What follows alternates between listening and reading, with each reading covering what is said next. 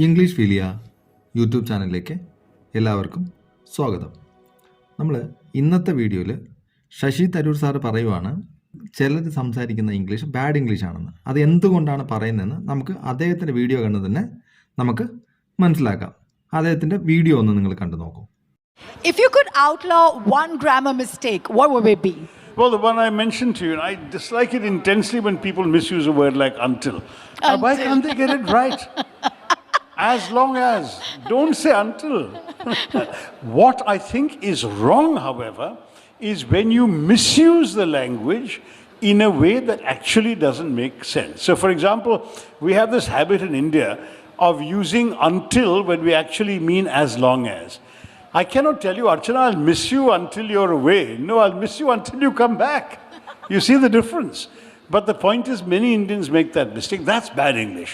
So you need to, you can have your Indianisms, you can have your Indian expressions, but you must at least use the right words when you're trying to communicate something in English. വീഡിയോയിൽ അത് എന്താ പറയുന്നത്? Most of the Indians, ഇന്ത്യയിലുള്ള മിക്ക ആൾക്കാരും English സംസാരിക്കുമ്പോൾ ഇംഗ്ലീഷിൽ അണ്ടിലും അസ്ലോങ്ങസും പരസ്പരം മാറ്റിയാണ് ഉപയോഗിക്കുന്നതെന്നാണ് അദ്ദേഹം പറയുന്നത്. അതായത് അസ്ലോങ്ങസ് ഉപയോഗിക്കേണ്ട സ്ഥലത്ത് അണ്ടിൽ ഉപയോഗിക്കുന്നുവെന്നും അണ്ടിൽ ഉപയോഗിക്കുന്ന സ്ഥലത്ത് അസ്ലോങ്ങസ് ഉപയോഗിക്കുന്നു എന്ന് പറയുന്നു. അപ്പോൾ നമുക്ക് അതിന് ശശി തരൂർ സാർ തന്നെ പറയുമ്പോൾ നമ്മളത് കണക്കിലെടുത്ത് അത് പഠിക്കണ്ടേ? അപ്പോൾ നമുക്ക് അണ്ടിലും അസ്ലോങ്ങസും ഡിഫറൻസ് ഒന്ന് നോക്കാം. അത് എവിടെ ഉപയോഗിക്കണം, എങ്ങനെ ഉപയോഗിക്കണം എന്ന് നമുക്ക് ഒന്ന് വൃത്തിക്ക് പഠിച്ചു പോവാം. ആദ്യം നമുക്ക് അണ്ടിൽ പഠിക്കാം. അണ്ടിൽ എന്താ? അണ്ടിൽ നമ്മൾ മലയാളത്തിൽ പറയുമ്പം ഞാൻ 5 മണി വരെ വെയിറ്റ് ചെയ്യാം എന്ന് നമ്മൾ പറയുന്നു. അല്ലെങ്കിൽ ഞാൻ ഇന്ന് വൈകിട്ട് വരെ പഠിക്കും. വരെ എന്നൊരർത്ഥം വരുമ്പോൾ നമുക്ക് അണ്ടിൽ ഉപയോഗിക്കാൻ പറ്റും മലയാളത്തിൽ ഈസി ആയിട്ട് വരുവാണെങ്കിൽ. അല്ലെങ്കിൽ നമുക്കൊരു പോയിന്റ് ഓഫ് ടൈം പറയുമ്പം അവിടെ നമുക്ക് എന്തെങ്കിലും കാര്യങ്ങൾ അവസാനിപ്പിക്കാൻ വേണ്ടി പറയുവാണെങ്കിൽ നമുക്ക് അണ്ടിൽ ഉപയോഗിക്കാൻ പറ്റും. എക്സാമ്പിൾ എന്താ? Example I will wait until 5 PM. നോക്കൂ, ഞാൻ 5 മണി വരെ വെയിറ്റ് ചെയ്യും. 5 മണി വരെ വെയിറ്റ് ചെയ്യും, എന്നിട്ട് ഞാൻ വെയിറ്റ് ചെയ്യത്തില്ല. അതാണ് അതിനർത്ഥം. അതായത് I will wait until 5 PM. ഇവിടെ അസ്ലോങ്ങസ് ഒന്നും പറയരുത്. 5 മണി വരെ വെയിറ്റ് ചെയ്യുക എന്നുള്ള അർത്ഥം വരുമ്പോൾ നമ്മൾ അണ്ടിൽ മാത്രമേ പറയാൻ പറ്റുള്ളൂ. I will wait until 5 PM. മനസ്സിലായല്ലോ? ഇനി രണ്ടാമത്തെ എന്താ? I will study until midnight. കണ്ടോ, ഞാൻ മിഡ് നൈറ്റ് വരെ, രാത്രി വരെ ഞാൻ പഠിക്കും. I will study until midnight. ഇവിടെ നോക്കൂ, വരെ എന്നുള്ള അർത്ഥം വരുമ്പോൾ നമ്മൾ അണ്ടിൽ ഉപയോഗിക്കുക. ഈസി അല്ലേ? സമയത്തിന് നമ്മൾ പോയിന്റ് ഓഫ് ടൈം എന്ന് പറയും, പിന്നെ അവിടെ ഒരു എൻഡും കൂടെ വരുമ്പോഴാണ് നമ്മൾ അണ്ടിൽ ഉപയോഗിക്കാമെന്ന് പഠിച്ചു. പക്ഷേ ഈസി അല്ലേ? മലയാളത്തിലാണെങ്കിൽ വരെ എന്നുള്ള അർത്ഥം വരുമ്പോൾ നമുക്ക് എന്തുപയോഗിക്കാൻ പറ്റും? അണ്ടിൽ ഉപയോഗിക്കാൻ പറ്റും. I will study until mid night എന്ന് പറയാൻ പറ്റും. മിഡ് നൈറ്റ് വരെ ഞാൻ പഠിക്കും.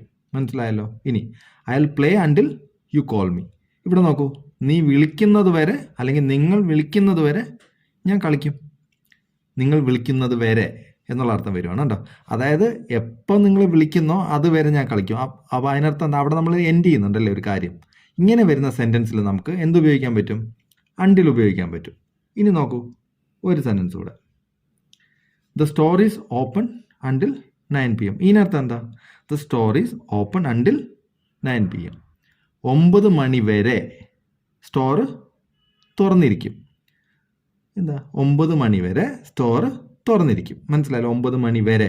അപ്പോൾ നമുക്ക് പറയാൻ പറ്റുമോ 9 മണിക്ക് സ്റ്റോർ ക്ലോസ് ചെയ്യും എന്ന് നമുക്ക് അണ്ടിൽ 9 PM എന്ന് പറയാൻ പറ്റുമോ? ഇല്ല. അതിനെങ്ങനെ പറയണം? ഇതാ നോക്കിയുള്ളൂ. The store will be closed at 9 PM. The store will be closed at 9 PM. മനസ്സിലായോ? ഇവിടെ നമുക്ക് അണ്ടിൽ 9 PM പറഞ്ഞാൽ തെറ്റാണ്. എന്തുകൊണ്ടാ? ഇവിടെ നമ്മൾ the store will be closed at 9 PM, 9 മണിക്ക് സ്റ്റോർ അടയ്ക്കും എന്നാണ് പറയുന്നത്. മറ്റേലെന്താ? മണി വരെ തുറന്നിരിക്കും. 9 മണി വരെ തുറന്നിരിക്കും, എന്നിട്ടോ 9 മണിക്ക് അടയ്ക്കും. ഇവിടെ വരെ എന്ന് വന്നിരുന്നെങ്കിൽ അണ്ടിലും, അല്ലാത്തതുകൊണ്ട് അറ്റാണ് വരിക. ഇത് നിങ്ങൾ മാറിപ്പോയില്ല, ഇത് ഓർത്ത് വെച്ചോണം. അപ്പോൾ നിങ്ങൾ തെറ്റിക്കില്ല.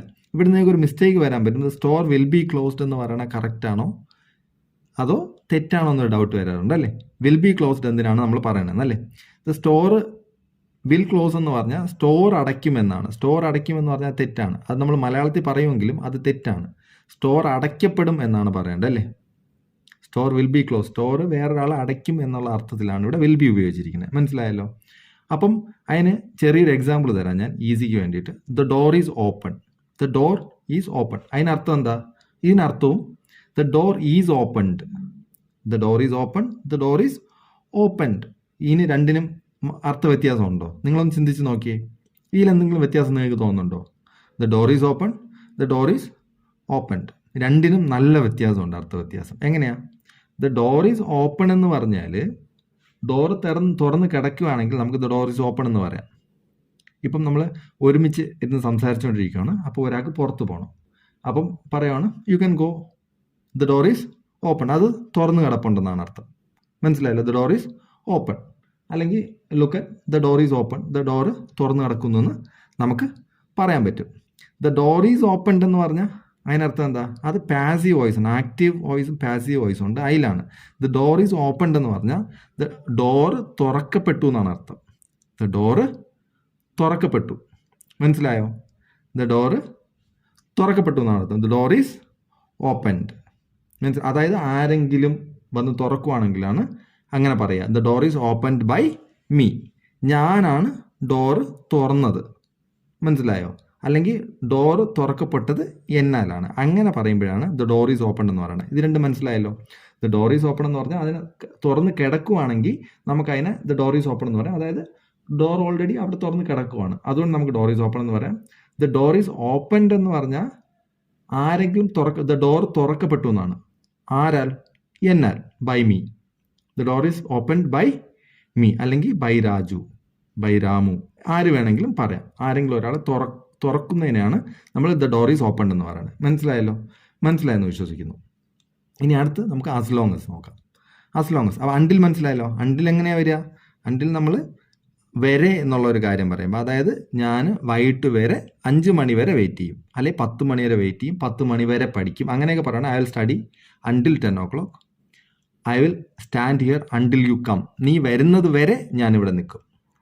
അതിനർത്ഥം നീ വന്നാലേ ഞാൻ ഇവിടെ നിന്ന് പോകുന്നുള്ളതാണ്. അണ്ടിൽ യു കം, നീ വരുന്നത് വരെ ഞാൻ ഇവിടെ നിൽക്കുമെന്നാണ് അർത്ഥം. മനസ്സിലായല്ലോ? അങ്ങനെ വരെ എന്നുള്ള അർത്ഥം വരുമ്പോൾ നമ്മൾ അണ്ടിലും. ആസ് ലോങ് എസ് എന്ന് പറഞ്ഞാൽ എന്താ? ഒരു കാര്യം ഒരു പീരീഡ് ഓഫ് ടൈം പറയുമ്പോൾ, പീരീഡ് ഓഫ് ടൈം എന്ന് പറഞ്ഞാൽ എന്താ? കുറേ നീണ്ടു നിൽക്കുന്ന ഒരു കാര്യം പറയുമ്പോൾ നമുക്ക് എന്ത് പറയാൻ പറ്റും? അതിനെ നമുക്ക് ആസ് ലോങ് എസ് എന്ന് പറയാൻ പറ്റും. പീരീഡ് ഓഫ് ടൈമാണ് ഇതിന് ഉപയോഗിക്കുന്നത്. അതായത് കുറേ നീണ്ടു നിൽക്കും ഈ കാര്യം. I want to stay here as long as I can.